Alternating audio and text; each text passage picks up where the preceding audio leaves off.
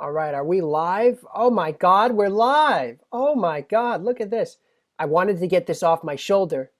Instead of talking about my projects, I just want to talk about my frustration with microphones and buying microphones and all the money I went through and all of the YouTube channels out there that are pushing all of these microphones that I believe, my personal opinion is that these microphones are just junk. I just want to talk about my personal experience with buying microphones and why I believe that the industry has moved into the wrong direction. Everyone on the internet, reviewers, podcasters, what they will push is the Neumann microphones. The Neumann microphones, the SM7Bs, and I had all of those. Those two kinds of microphones are called condensers and dynamics. Now that is where the industry is right now with the dynamic and condenser microphones. I owned all of those. I owned a SM7B, I owned a Caddy 100, I owned an RE20, and people ask why I don't upgrade my setup. It's because I don't want to spend my money on these microphones. I owned a TLM 103. I went through the process of buying condensers, buying dynamics, and I'm not knocking these microphones for their intended purpose. I understand why people are buying microphones like an SM7B. If you're a Joe Rogan podcast and you've got a noisy studio, this car is going by in the background, or you're a gamer and you're typing on your keyboard, the SM7B is very omnidirectional. It picks up in one direction and it cuts off frequency from any other part of the microphone. And that's the beauty of microphones like the RE20 and SM7B. And they're way cheaper than the Neumanns. I get that. I understand that 100%. And they have $10,000 microphone preamps because a dynamic microphone doesn't use phantom power. So you best be sure that you have a really good, powerful preamp, or else the dynamic mic like a RE20 or SM7B is going to have a really weak signal and it's not going to sound good. I get that. But it's just, the industry is moving towards these microphones, these dynamic microphones and condenser microphones, but they're using them in the studio to record music. I understand maybe for hip hop it sounds good, but for soul, for jazz, for blues, it's just missing any amount of flavor. It's missing any amount of fun. It's boring. It's bland.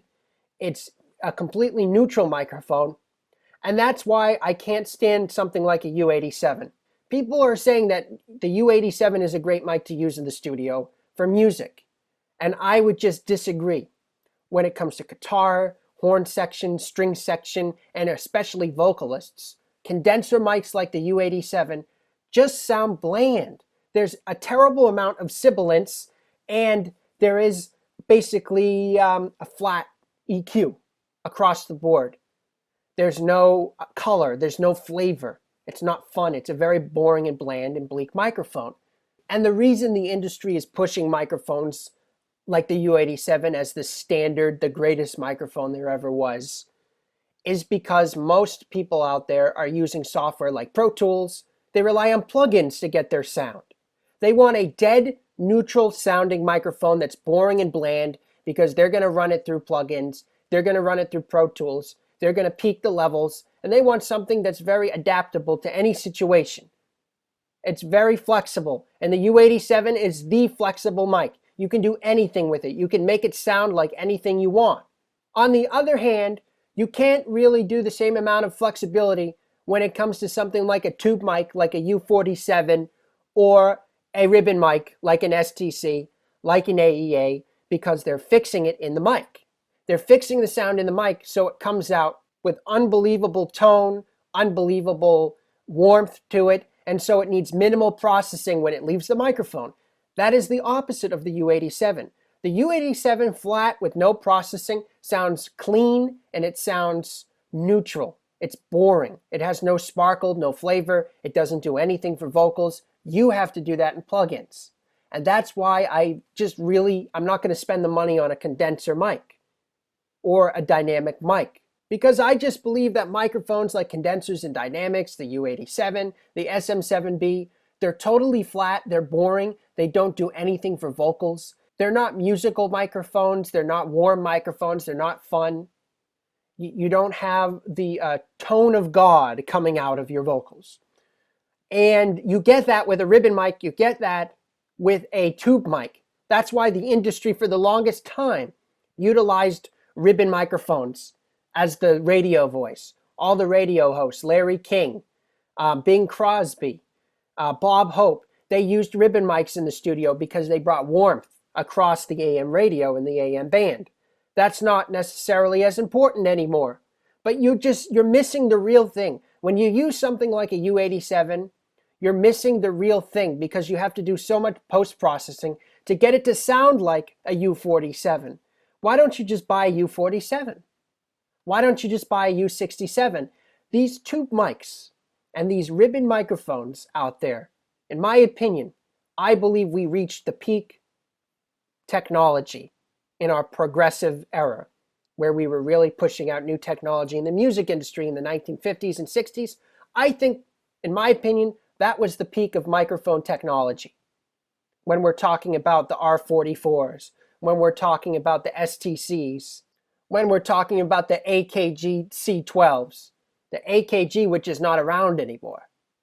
These type of microphones, in my opinion, were the greatest microphones there ever were.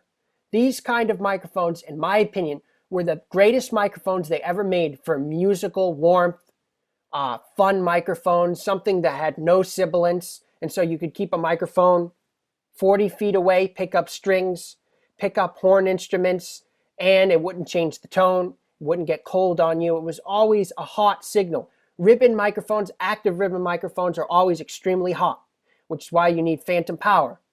And so you don't need an unbelievably powerful preamp, you just need phantom power. The problem about these ribbon microphones and tube microphones, the sad part about it is that they're not producing them anymore because the industry outright abandoned them. And so when you go on the resale market, on eBay or the used stores out there, if they're in good condition, they're going for like $4 or $5 grand, $6 grand. 10 grand if you want stereo matched microphones. You're going to spend $10,000. Now keep in mind, if you look back in the 1960s, you could find decent ribbon microphones and decent tube microphones on the used market without spending the equivalent of $10,000, $15,000 for one microphone. Now because they're so rare, and yes, there is remakes of them, but they're not mass produced to the extent that they were in the 1960s and 50s. And so they're just so god darn expensive, when that was not the case in the past. And that's the unfortunate part about this. It's the catch-22. The only people in the music industry that have a collection of these microphones have been in the industry for a long time, and they've built up a collection before the resale values just went through the roof. And so the new generations coming up, the next generations of musicians, aren't getting exposed to R44s. They're not getting exposed to STCs or C12s by AKG. The warmth that you can get out of these microphones. But what are they selling out there? For $1,000, great price, TLM 103s. They're selling SM7Bs like hotcakes, Caddy 100Ss. They're selling U87s all over the place. Neumann has kept that up. Now, Neumann isn't mass producing U67s and U47s anymore, even though they make a reproduction. And there's other companies like Telefunken. There's third-party companies that make reproductions of these, but they're not mass producing them like they once did. And so the prices on them are outrageous and out of reach to the next generation of musicians. And in my opinion, that's really unfortunate because there is really nothing like the real thing. Nothing sounds like the real thing when you're using a ribbon mic or a tube mic. I'm sorry to say this. You know, I would rather spend $3,000 on a U67, a U47, AKG C12 than on a U87. I'm sorry. Every single time I'm going to go for the tube mic or I'm going to go for the ribbon mic because there's nothing else that can compare with them. And I know that's going to piss off a lot of people, and you can go on YouTube and see people pushing they're pushing the SM7B for soul. They're saying, oh, sing soul music into an SM7B. It's going to sound muddled, it's going to sound flat and boring. And same with the U87. These condenser mics are boring. They're totally neutral, they're totally flat. And maybe that's what you want in a podcast situation where you put an unbelievable amount of plugins. But honestly, if I had unlimited cash flying around, I'd rather buy an R44 for a podcast situation, because you know how warm an AEA R44 sounds? That will give you the voice of God without using any plugins. It's amazing. There's zero sibilance. In my opinion, they're the perfect microphones. They're unbelievable how artistic you can be with them. And they're expensive because they're basically building them from scratch by hand in their studio based in the United States on old RCA stock that is limited in numbers. There is only so much that they can put into these microphones until they run out of stock, because the RCA factories have shut down. In a studio where everything else is made in China, like the SM7B, like the Caddy 100, was made in China for a while and they came back. They're assembled in the United States. They're not hand built. The RE20 is made in the USA, but these microphones are not hand built to the extent like a U47 was. That's why U47 today is 15 grand. We're not building the same quality of microphones that we once did today. And unfortunately, it's hurting the music industry, and you can just hear it with the music on the radio. How dead it sounds in the vocal department and in the musical department. It's because nobody needs these tube and ribbon microphones anymore, where they can buy a Shure, or they can buy a U87 and just run it through Pro Tools and put a U47 plug-in into the computer, and then you're going to get warmth added in the EQ. But it's honestly not the same thing as buying a U47, and I can tell the difference, and many people can tell the difference. And that's why I'm not going to spend $1,200 on a TLM 103. I listened to it, I owned it for a week, I returned it, because it made my voice, especially voices that are almost like higher pitched, not a lot of bass, it makes you sound like a robot, like, you know, it has no warmth, it has no voice of God, you can't get into the mic. What you can do with them, the magic of them is just incredible. The magic of tube mics, the warmth that you can get out of them is incredible. And I'd rather buy $10 earbuds and speak out of this than spend money on a TLM 103 that's not going to sound any different. I'm sorry to say this, what I'm speaking through right now is a condenser microphone. It doesn't really sound any different.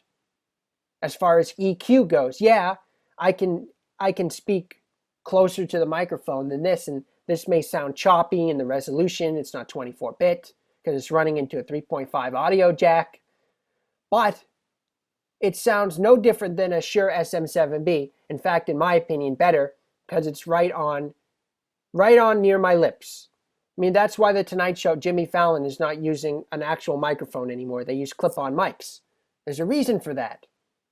Why would I waste money on a U87? Just doesn't make any sense. I think Neumann was unbelievable in the 60s and the 50s with their U67s, which is unbelievable microphone, so versatile. The mix that comes out of a U67 needs no post-processing. The audio you get out of it, minimal processing. It sounds unbelievable. Same thing with the old AKG microphones, the STCs. And the only people in the industry who have them are the old guys, who I have great respect for because they know what quality is. But the new generation coming around today does not have access to these microphones at an affordable price on the used market. I'm not talking about new, but the resale value on these vintage microphones are just insane. They're just insane. I'm not going to spend 10 grand on one microphone. If I had the money, I would. But, you know, for doing something like this on this YouTube channel, or if I want to record like a guitar, I want to record a song with my voice, I'm not going to spend 10 grand. Let Capitol Records spend 10 grand. I'm not going to do that. But that's all I'm saying. You cannot find anything, any microphone in the Neumann category, a tube microphone or a ribbon microphone, for under $10,000 on eBay or on the used market. And that's scary. And what that tells me is these microphones are going away really fast. they break down and they're not getting repaired. And the people who know how to build microphones like this or repair them are going away. They are passing away, and they're not passing on their knowledge because the next generation doesn't want them, can't afford them, has no understanding of the ability of these microphones and what they can do. And that's hurting the industry. And that's why I'm not going to buy any more condensers. That's why I'm not going to buy dynamic microphones and everybody pushing them on the internet. They're just not musical mics. And people keep saying, yeah, Michael Jackson recorded Thriller with an SM7B. Okay, that doesn't mean an SM7B is a Neumann U47. It's not. There's a difference. And it suits different styles. R&B, hip hop, sure, use an SM7B. And speaking of Michael Jackson, he did not use an SM7B. Everybody says that on the Thriller album he used an SM7B. Not true. He used an SM7.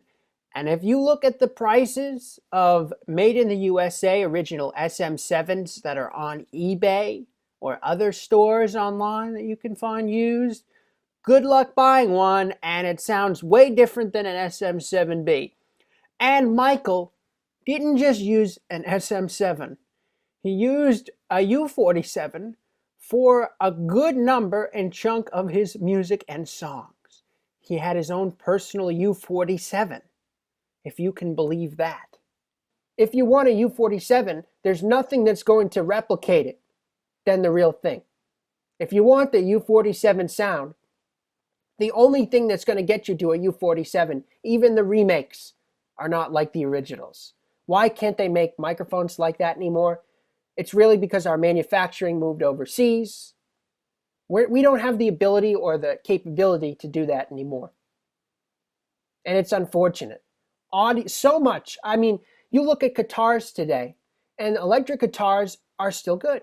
You can still buy, you can spend $4,000, $5,000 on a Martin and get something that's really well made for the acoustic guitars. You can get a Gibson. You can get a really nice saxophone, violins. There are people still making great instruments.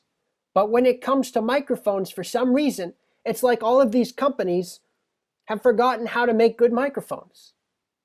It's unbelievable. And they're overcharging for the U87 just because they know that people like professional podcasters are going to pay for something like that. Voiceover work.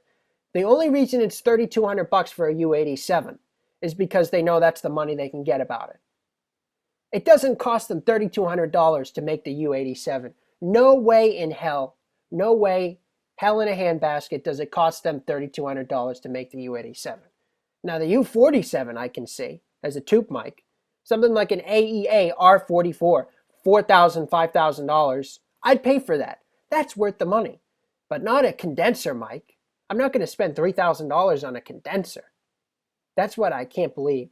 The U87 is everything that is wrong with the industry, and it's unfortunate. But that's just my opinion. That's why I will not get hooked into buying expensive condenser and dynamic mics, because it doesn't serve any purpose in the music world. And I'm building a recording studio. Of course I want the sound of ribbon mics. Of course I want tube microphones. But right now, I'm not going to spend the money that you can find them on the used market. And that's unfortunate. It's unfortunate that there are not companies out there that are able to mass produce these kind of microphones like they were made in the past because there's no demand for them. That's really unfortunate. I'm not saying that there are not remakes out there, but you're not going to spend $800 on a U47 remake that's of any good quality. That's unfortunate because you used to find these used microphones all the time for under $1,000. You can't do that anymore. That's my little rant. That's my little rant about the state of the microphone industry and what's happening. And it's scary. It is so scary because what's going to happen 20 years from now when all of these baby boomers who use these microphones are gone? 20, 30 years from now. Is there anybody left that is going to be able to make microphones like the U47, like an R44, or make repairs on them? Who's going to be left to know how to do that? That's what's so scary. And I think the music industry is starting to wake up to that fact. That's why you have companies like AEA that bought the designs for the RCA microphones that they used to make and are rebuilding them, remanufacturing them. That's why you get companies like Coles Mics that took the STC designs and is remaking them. Because we're starting to find out that if we don't start replicating these microphones, this technology is going to go away. And I would hate to see this beautiful technology go away, this microphone technology. I hope 20, 30 years from now, we can figure out how to keep these mics and this technology alive, because it's not the same as plugins. It's not the same as Pro Tools. I'm sorry. You can't put a U47 plugin in Pro Tools and have it sound like a U47. It's not the same thing. I'm sorry. And that's why I won't buy a U87. And it's a waste of money. And so is most every other condenser mic that is priced over $100. A condenser mic I would pay $100 for, but no more. That's why I'm using this cheap microphone right here. Because a condenser, no matter if you spend $50 on it or $3,000, it's still a condenser microphone. You might as well spend that money on a tube microphone or a ribbon mic. Why would you spend $3,000 on a condenser? And unfortunately, yeah, the environment with the software has said you can buy a U87 and just fix it in software. And that's the lazy way out of it. Because, it's just nothing like the real thing. When you've used the real thing and you hear it, there is nothing like it. I don't care what anybody says. And it's just an awful shame that we can't make microphones like we once did. But I hope that we keep this technology alive. That's all I'm saying. I hope companies like AEA, I hope companies like Coles, like Neumann, don't abandon U67, U47s. They don't abandon, Telefunken. I hope they keep bringing out microphones like this. I don't know, though. In 30 years from now, are we going to care about ribbon microphones? I hope so. That's all I have to say. That I don't want to bring this on any longer than 30 minutes. It's just a short rant about the state of the music industry when it comes to microphones. I don't see any other musical instrument that has the same problems that microphones have. The amount of trash microphones out there is just unbelievable. It's unbelievable. But yeah, spend $10 on a condenser if you're going to buy one. Don't spend $3,000 on a U87 or a TLM 103. Because you listen to it, a TLM 103.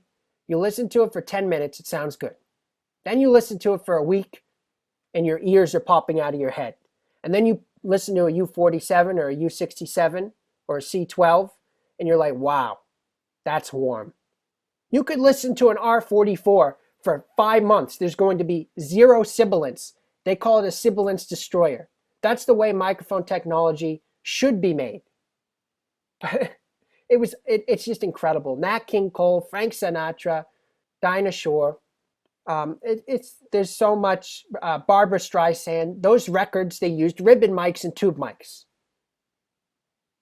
If you want to sound like that, those are the microphones you need to buy. That's all.